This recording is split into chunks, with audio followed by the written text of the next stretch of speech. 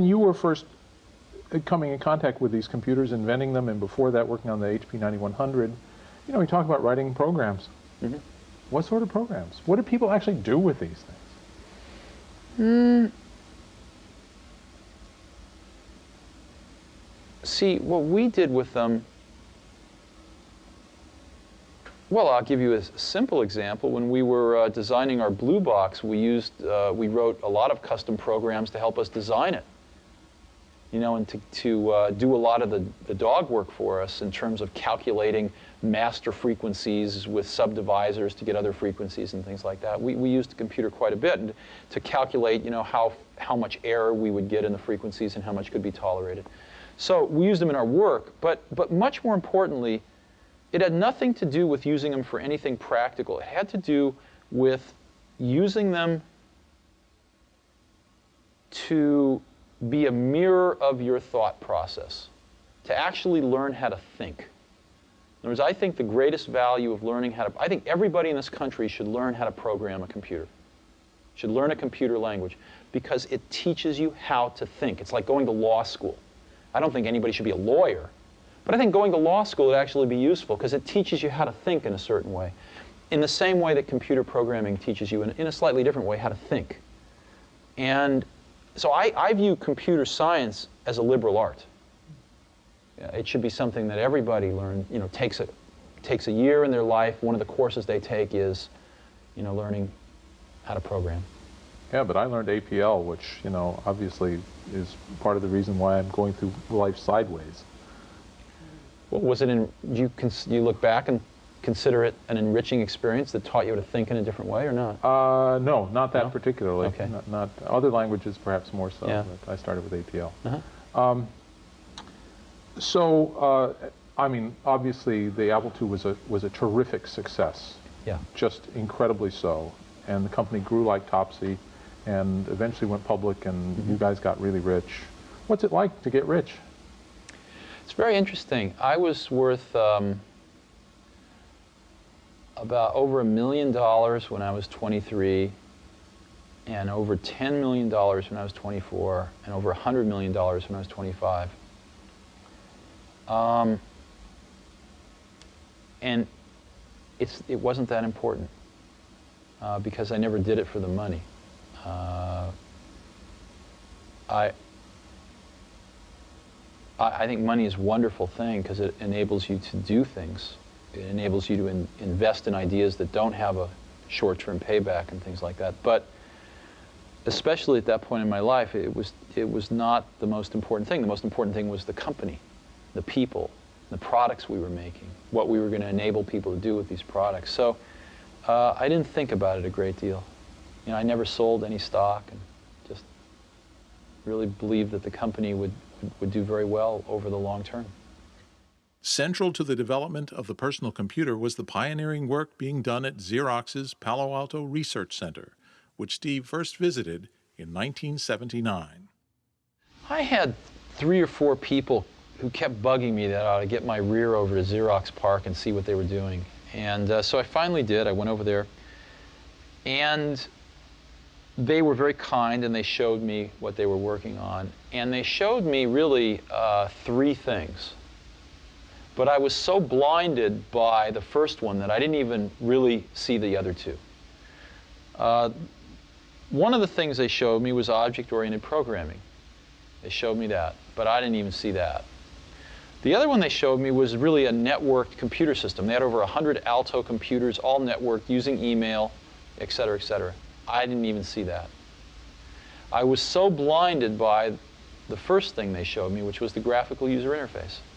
I thought it was the best thing I had ever seen in my life. Now, remember, it was very flawed. What we saw was incomplete. They'd done a bunch of things wrong, but we didn't know that at the time. It's still, though, they had the germ of the idea was there, and they'd done it very well. And within, 10 minutes, it was obvious to me that all computers would work like this someday. It was obvious. I mean, you could argue about how many years it would take. You could argue about who the winners and losers might be, but you couldn't argue about the inevitability of it. It was so obvious. You would have felt the same way had you been there. You know, those are the exact words that Paul Allen used. Yeah. It's really interesting. Yeah, it was obvious. But there were two visits. You saw it, then you brought some people back with you? Yeah. And what happened the next time? They made you cool your heels for a while. No. No? Well, Adele Goldberg says otherwise. What do you mean? Well, she did the demo when Right. the group came back, and she said that she argued against doing it for 3 hours. And they took you other places and showed you other things while she was arguing. You mean they were reluctant to show us the demo? She was. Oh, okay. Oh, I have no idea. Oh, okay. Yeah, I don't remember that. No, I thought you meant something else. So they were very skillful. Yeah. But they did show us. Yeah. So, and it's good that they showed us because the technology crashed and burned at Xerox. And they used to call the, what's that? No, I was just... Why? Yeah, why? Oh, I actually thought a lot about that, and I learned more about that with John Scully later on, and I think I understand it now pretty well. What happens is, like with John Scully, John came from PepsiCo, and they at most would change their product, once every 10 years. I mean, to them, a new product was like a new size bottle, right? So if you were a product person, you couldn't change the course of that company very much. So who influenced the success of PepsiCo? The sales and marketing people. Therefore, they were the ones that got promoted, and therefore they were the ones that ran the company. Well, for PepsiCo, that might have been okay, but it turns out the same thing can happen in technology companies that get monopolies, like, IBM and Xerox. If you were a product person at IBM or Xerox, so you make a better copy or a better computer. So what? When you have a monopoly market share, the company's not any more successful. So the people that can make the company more successful are sales and marketing people. And they end up running the companies. And the product people get driven out of the decision-making forums. And the companies forget what it means to make great products. Sort of the product sensibility and the product genius that brought them to that monopolistic position gets rotted out by people running these companies who have no conception of a good product versus a bad product. They have no conception of the craftsmanship that's required to take a good idea and turn it into a good product. And they really have no feeling in their hearts, usually, about wanting to really help the customers. So that's what happened at Xerox. The people at Xerox PARC used to call the people that ran Xerox toner heads. And these toner heads would come out to Xerox PARC, and they just had no clue about what they were seeing. And for our audience, toner is what? Oh, toner. Toner is what you put into a copier. Yeah, the toner that you add to an industrial copier. The black stuff. The black stuff, yeah. So basically, they were copier heads that just had no clue about a computer or what it could do. And so they just grabbed defeat from the greatest victory in the computer industry. Xerox could have owned the entire computer industry today.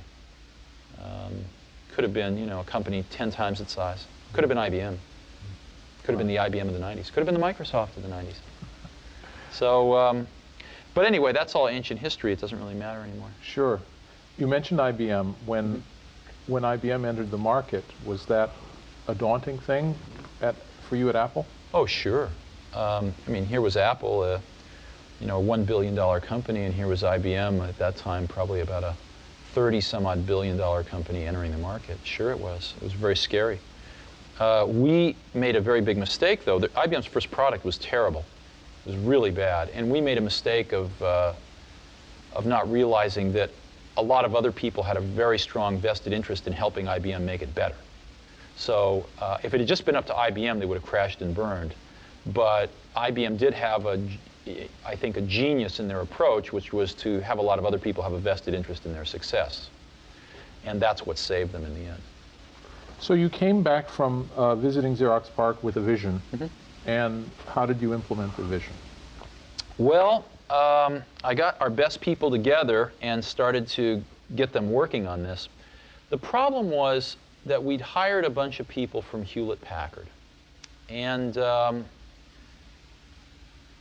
they didn't get this idea. They didn't get it. I remember having dramatic arguments with some of these people who thought the coolest thing in user interface was soft keys at the bottom of a screen, They had no concept of proportionally spaced fonts, no concept of a mouse. Matter of fact, I remember arguing with these folks, people screaming at me that it would take us 5 years to engineer a mouse and it would cost $300 to build. And I finally got fed up. I just went outside and found David Kelly Design and asked him to design me a mouse, and in 90 days we had a mouse we could build for 15 bucks that was phenomenally reliable. So I found that, in a way, Apple did not have the caliber of people that was necessary to seize this idea in many ways. And there was a core team that did, but there was a larger team that mostly had come from Hewlett-Packard that didn't have a clue. Well, it becomes this issue of professionalism. There's a dark side and a light side to it, isn't Well, no, you know what it is? No, it's not dark and light. It's that people get confused. Companies get confused. When they start getting bigger, they want to replicate their initial success. And a lot of them think, well, somehow there's some magic in the process of how that success was created. So they start to try to institutionalize process across the company. And before very long, people get very confused that the process is the content. And that's ultimately the downfall of IBM. IBM has the best process people in the world. They just forgot about the content. And that's what happened a little bit at Apple, too. We had a lot of people who were great at management process. They just didn't have a clue as to the content. And in my career, I found that the best people, are the ones that really understand the content, and they're a pain in the butt to manage, But you put up with it because they're so great at the content. And that's what makes great products. It's not process, it's content. So we had a little bit of that problem at Apple. And that problem eventually resulted in the Lisa, which had its moments of brilliance. In a way, it was very far ahead of its time. But there wasn't enough fundamental content understanding. Apple drifted too far away from its roots. To these Hewlett-Packard guys, $10,000 was cheap. To our market, to our distribution channels, $10,000 was impossible. So we produced a product that was a complete mismatch for the culture of our company, for the image of our company, for the distribution channels of our company, for our current customers. None of them could afford a product like that. And it failed. Now you and John Couch fought for leadership of the Lisa. Absolutely, and I lost. That's correct. How did that come about? Well, I thought Lisa was in serious trouble.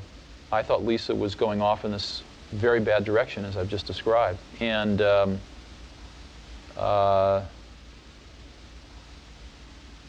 I could not convince enough people in the senior management of Apple that that was the case. And we ran the place as a team for the most part. So I lost.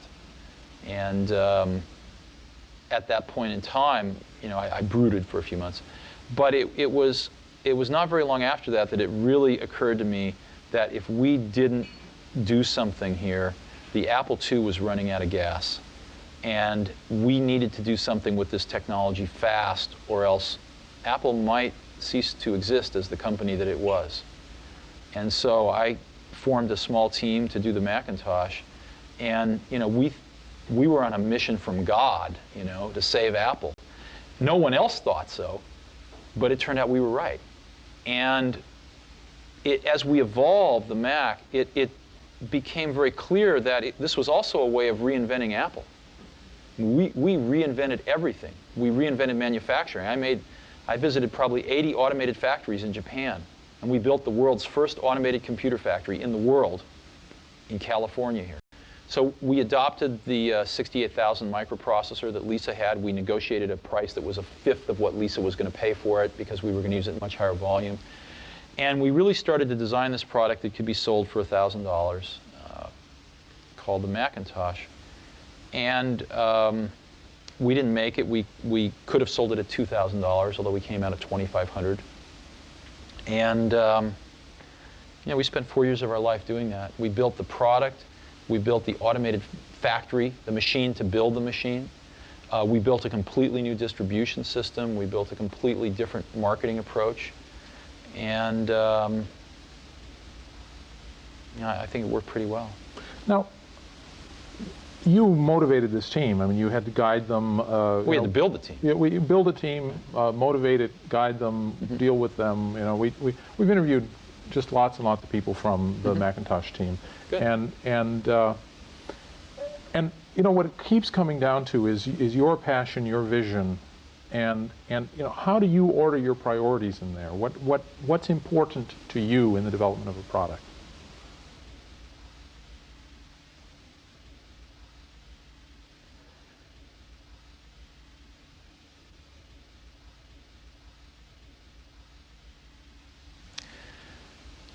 You know,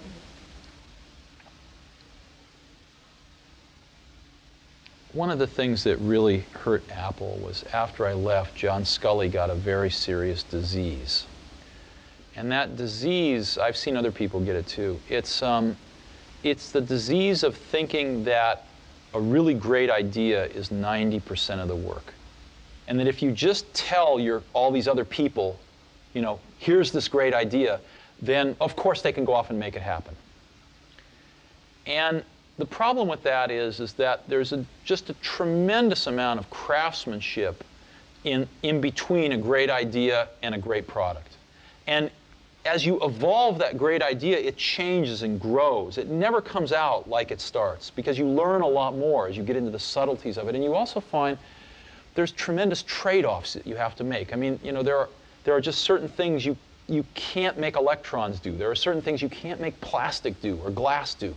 And as you get into, or factories do, or robots do. And as you get into all these things, designing a product is keeping 5,000 things in your brain, these concepts, and fitting them all together in kind of continuing to push to fit them together in new and different ways to get what you want. And every day you discover something new that is a new problem or a new opportunity to fit these things together a little differently. And it's that process that is the magic. And so we had a lot of great ideas when we started, but what I've always felt that a team of people doing something they really believe in is like when I was a young kid, there was a widowed man that lived up the street. And he was in his 80s. He's a little scary looking. And I got to know him a little bit. I think he might have paid me to mow his lawn or something.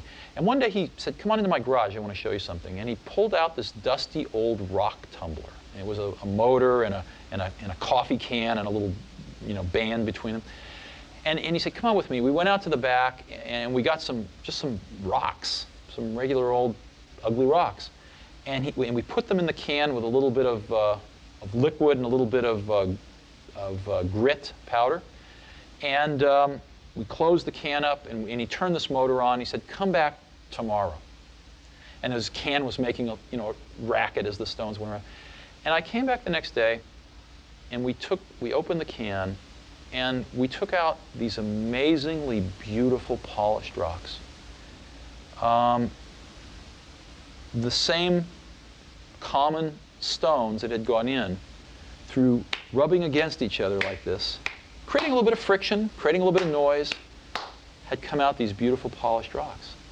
And that's always been, in my mind, my metaphor for a team working really hard on something they're passionate about, is that it's through the team, through that group of incredibly talented people, bumping up against each other, having arguments, having fights sometimes, making some noise, and working together, they polish each other.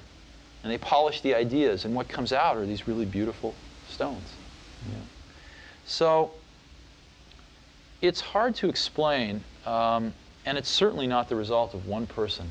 I mean, people like symbols, so I'm the symbol of certain things, but it really was a team effort on the Mac. Now, in my life, I observed something fairly early on at Apple, which I didn't know how to explain it then, but I've thought a lot about it since. Most things in life, the dynamic range between average and the best is at most 2 to 1. Right? Like if you go to New York City and you get an average taxi cab driver versus the best taxi cab driver, you know, you're probably going to get